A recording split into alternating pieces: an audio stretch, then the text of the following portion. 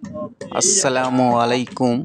Hello বন্ধুরা, আজ আবারও চলে আসলাম হযরত মৌলভী আব্দুল ওয়াহেদ শাহ মুজাদ্দিদি ওরফে উল্টা শাহ মাজার শরীফে। তিনি মুজাদ্দেদ তরিকার সিলসিলা পীর মুর্শিদ ছিলেন।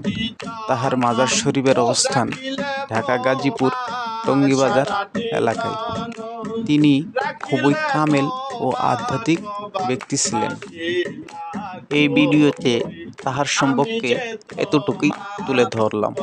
পরবর্তীতে তাহার সম্পর্কে অন্য ভিডিওতে বিস্তারিত তথ্য ও জীবন কাহিনী সম্পর্কে জানানো হবে।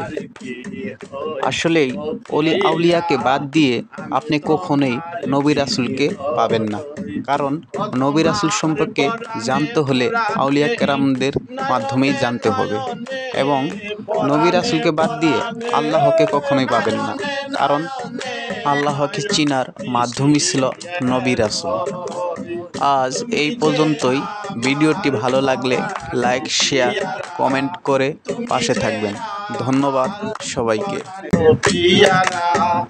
আমি তোমার কি হই ও খাজা, আমি তোমার কি হই।